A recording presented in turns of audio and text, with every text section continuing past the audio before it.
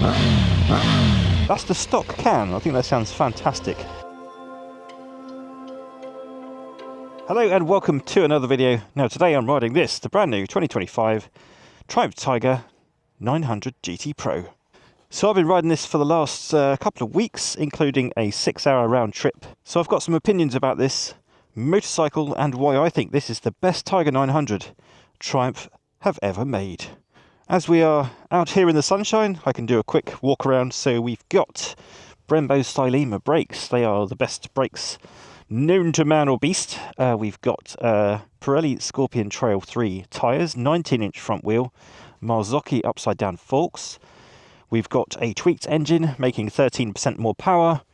We've got some tweaked bodyworks, looks and colourways as well. A revised seat. The bike did come with cases, but I've taken them off for the sake of this video. I do have the top box on, but that is quite useful. 840mm seat height. You can also raise it into a higher position of 860, but as I am short, we're going to leave it in the 840 position. So what does that feel like? Pretty approachable, actually. I'm 5'8" with a 30-inch inseam. The mirror's a little bit dusty. Sorry about that. A little thumbing. Yeah, I can't quite flat-foot it, but I'm on the balls of my feet, so it's not too bad. Big 7-inch TFT. It also connects up to your phone with a Bluetooth module, which I think is as standard now.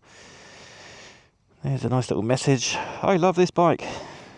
The dash does take a little bit of time to get going. I have some opinions about this dash design as well. We've got cruise control. We've got 6-axis IMU, so lean sensitive ABS traction, all that gubbins. Right, clutch in to start. Sounds pretty good. That T-plane crank, making the bike sound quite raucous. We've got an adjustable screen as well, but I'll leave it in the high position so that you hopefully can hear me a bit better. But let's get going.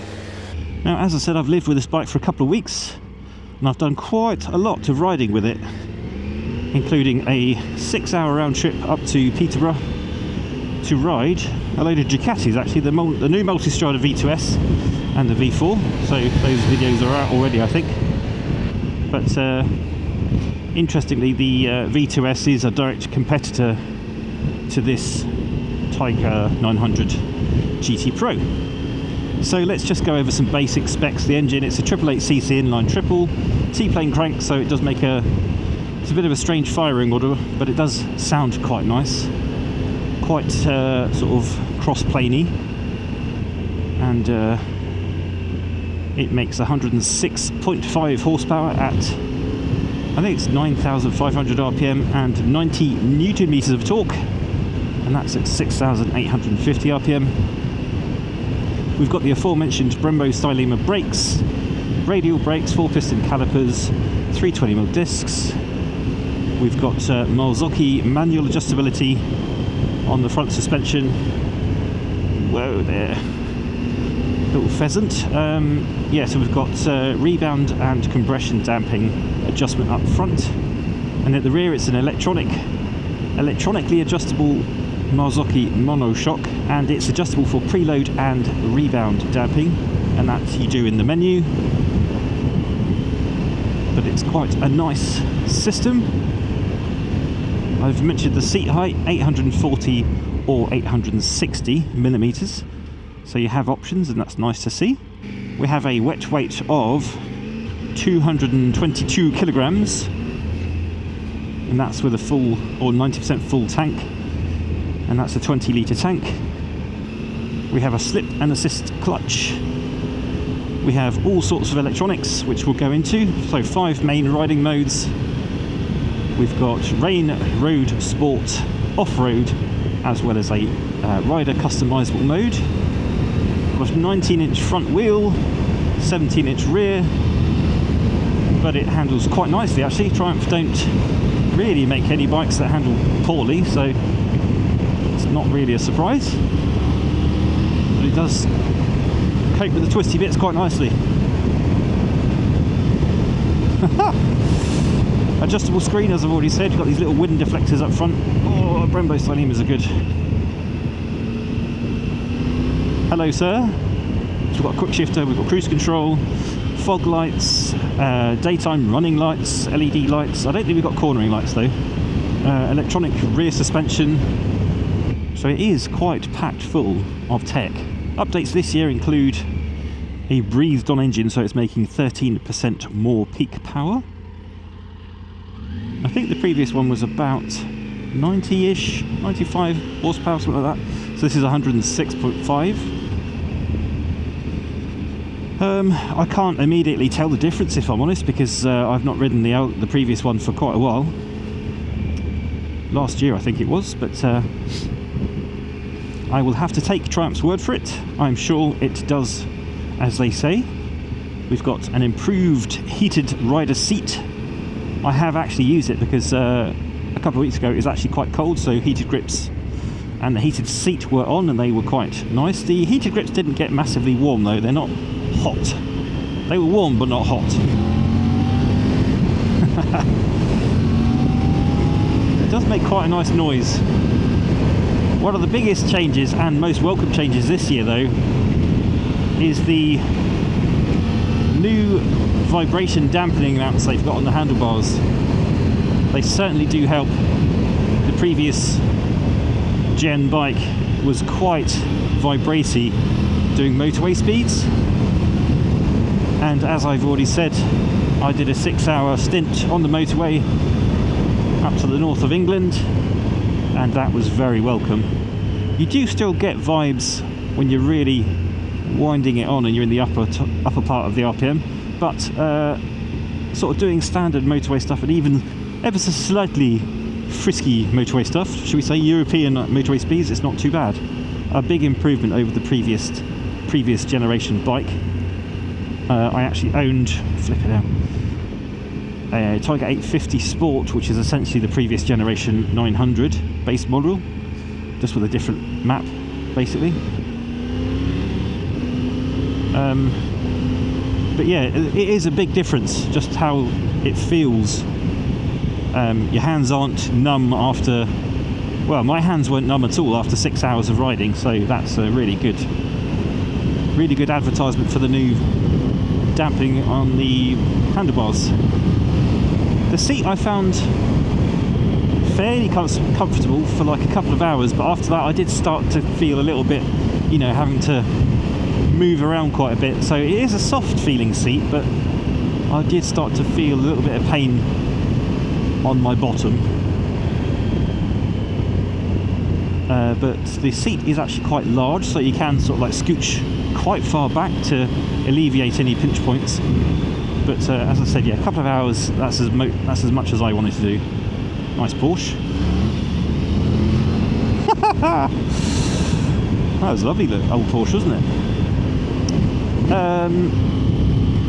20 litre fuel tank, I think I've already said that. Oh, we have a nice old, that's nice. Nice old, don't know what that was. Leave me a comment if you know what that was. Ergonomically, you know, your top half is bolt upright.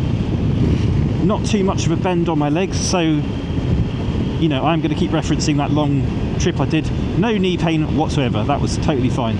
Just a little bit of bum pain. Yeah, it's all very nice wide bar, so good for leverage. Like I said, adjustable screen. The screen isn't amazing at wind protection. It is quite narrow, and it has these gaps here which lets some of the wind kind of get involved in buffeting you about a bit. It is quite noisy. Not terribly buffety, but it is just a little bit on the noisy side.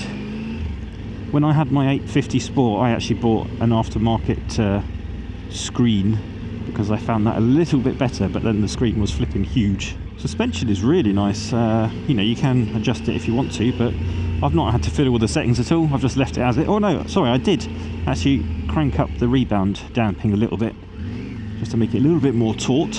And it's nice and easy. You just got the little fiddly knobs. You don't have to use any tools, which is nice. Nice, nice, nice. We're going to go this way, and it says no entry, but I am just such a rebel. You know, if you want to take it off-road, you can, but I wouldn't recommend doing anything more than sort of hard-packed stuff, just because you've got cast wheels. You've got an off-road riding mode if you want to do stuff like that. We'll just do a bit of a walk around here, shall we? Why the heck not?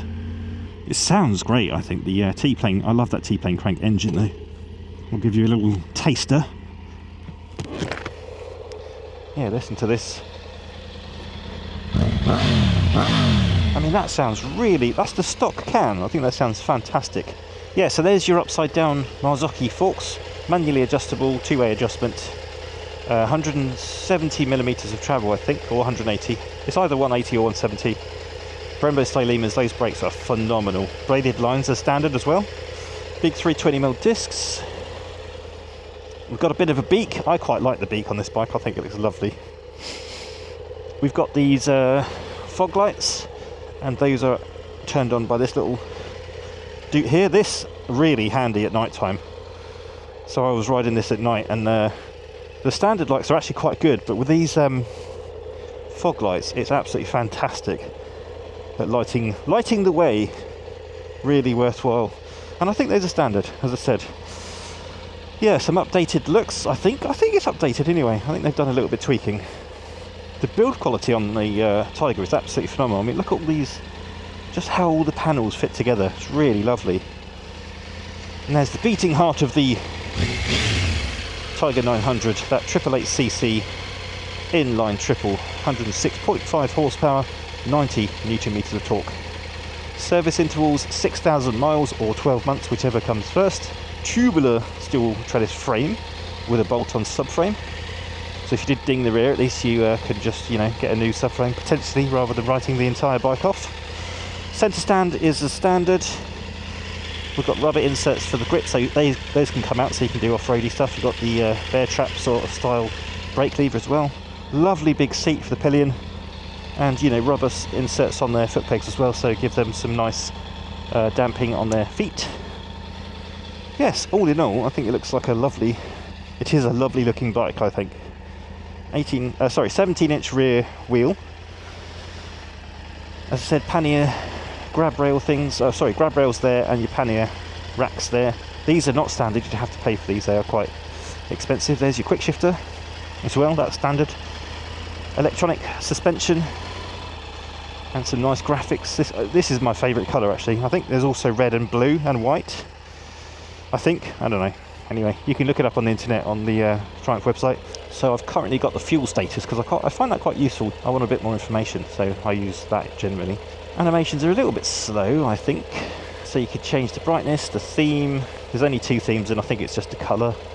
Language, units, date and time, shift indicator, and you can put the rider name, which is what it greets you with when you turn the dash on. It's a bit of a gimmick, but hey ho. Riding aids. So we've got ABS, map. So that's throttle map, I think. Traction control and suspension, and then you can tailor the suspension, which is just the rear. And those are the different modes you can do that in. Tyre pressure monitoring system. So this is the preload. So you can set your preload with rider and pillion, rider and luggage, or rider, luggage and pillion. So that just will stiffen up the rear via that electronic suspension and damping. I'm not quite sure why this is a different, but this is your road damping. You can have it all the way up to sport, you can have kind of normal or go into comfort, and it does make a difference at the rear. That is obviously just the rear, because you've got to do the manual adjusters if you want the front. Coolant, warning, service, other settings. What other settings are there? TCS, you can turn off the TCS here, but it will turn it back on once you basically power cycle the bike. But yeah, you've got the Bluetooth module as well. So this is what I mean about the there's not much information. Yeah, you do have a fuel gauge and your speed and your gear, but and your time as well as your ambient temperature. But I like a little bit more information, like the trip stuff, which is why I generally go to, where is it now? You have to go. He says, I think it's in settings. Settings? Is it in settings? No, it's not in settings. Flipping heck. Where did I put it? Theme? Maybe? Theme? Oh no, it's not there. Is it here? Oh, here we go. The journey. It's the journey menu, this little 2 navigation points. So I usually have that, and then it gives you your range and your MPG. So I've been getting about 55.4 average MPGs. We've got a little USB-C doohickey there and one under the seat as well. Yeah, it's like I said, it's the best Tiger 900 they've made, and you know, it's got 13% more power and it's got less vibration. It still handles phenomenally well. The Brembo style emitters are awesome. Great suspension for, and you know, because it's adjustable, you can tighten it up or loosen it off a bit, have it a bit more comfort oriented or sport orientated. It's not going to be as sporty to ride as the new Tiger 800 Sport. That is a little bit more dynamic, easier to tip in. It still does feel like a mid-sized adventure bike, which is exactly what this is, but it is the sportier sort of side of that. Whereas if you were interested in off-road, you'd probably go for the Rally with a 21-inch spoked front wheel. But I'm going to take some pictures and then we'll come back and I'll give you like a pros and cons list and my final thoughts about the new Tiger 900 GT Pro. Bye! If you're interested in these gloves, these are the Halvarsen Flon gloves. I'll put a link in the description. They are awesome. I love them. They look great as well. Okay, back on the Triumph Tiger 900 GT Pro. We can go over some pros and cons. I'll start off with some cons, I think. One con, I really don't like the dash design. I don't know if it's just me, but I don't know, I just feel like that round design doesn't really suit an adventure bike all that well. And it's a little bit slow and cumbersome.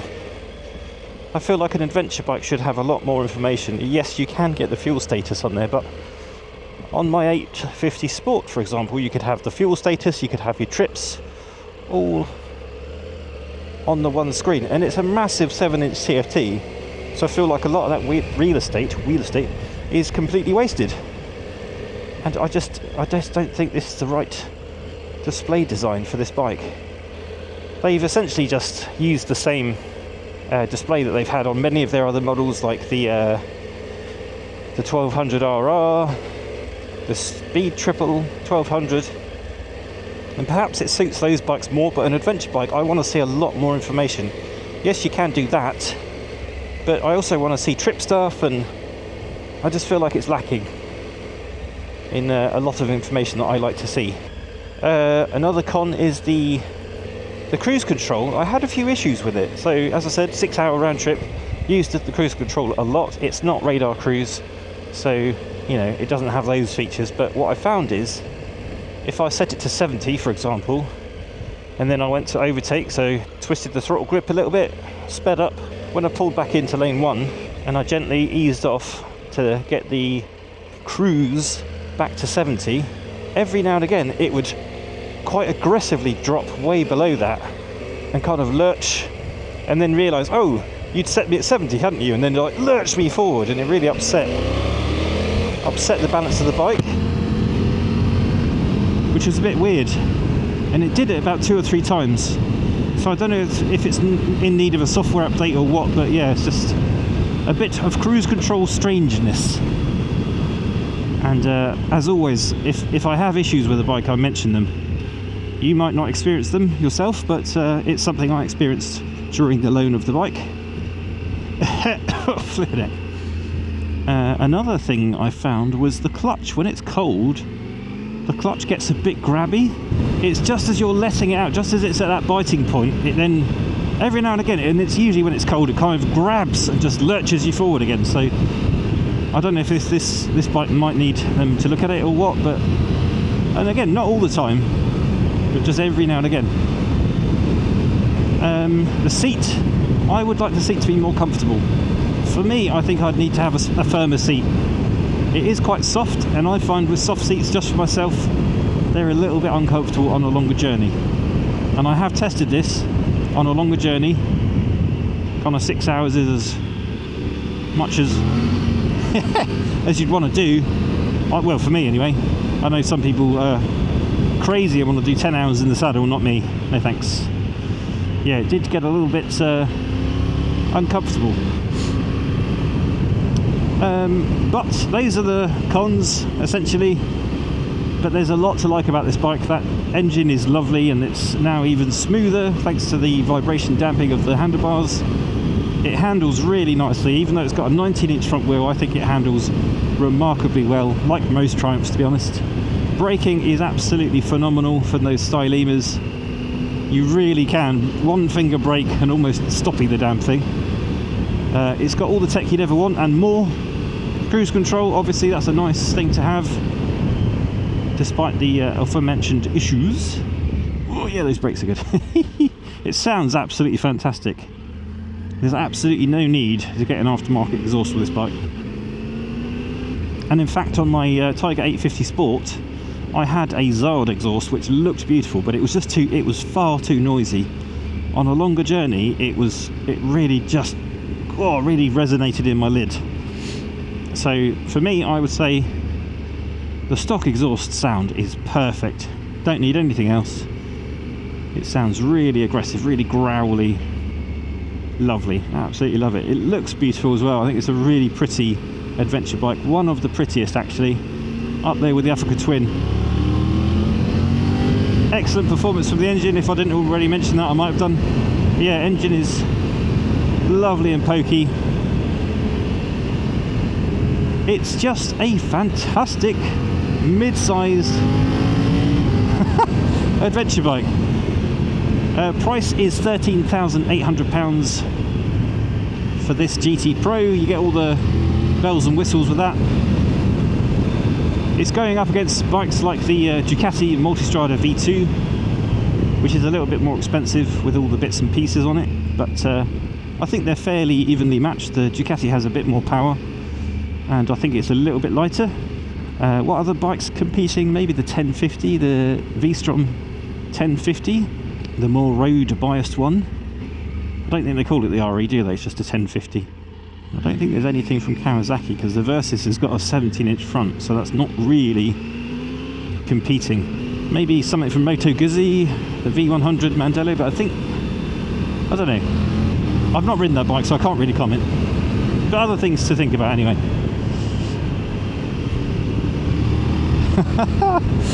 Yeah, it does handle quite nicely. Whoa, yes, brakes are good. Brakes are good. As I said, suspension really lovely and plush, but also sporty enough to have some fun on the twisties. But even on bumpy roads like this, it actually does quite a good job at dealing with all the nastiness.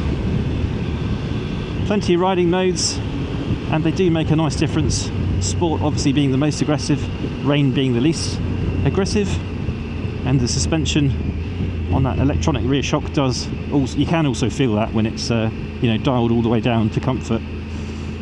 2up, I haven't ridden this particular bike, but I rode the outgoing version, the GT Pro 900, and that was great 2up with luggage, no issues there.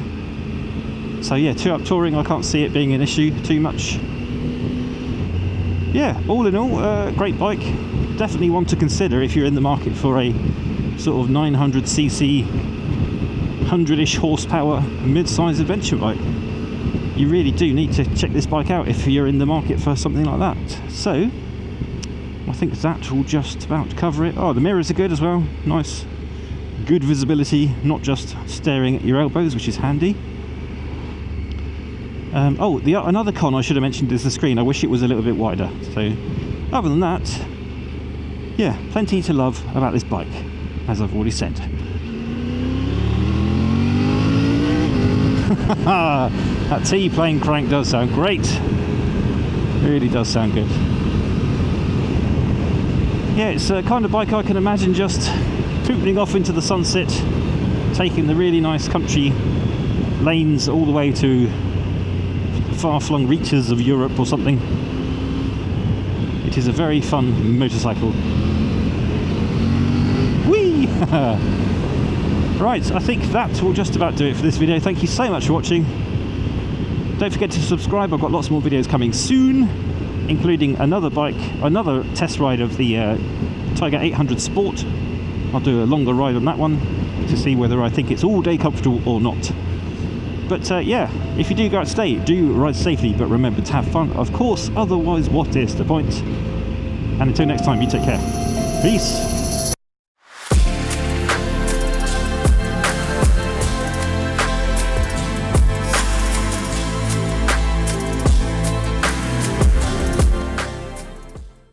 Hello and welcome to another video.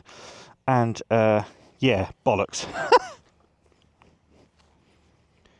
Hello and welcome. Hello.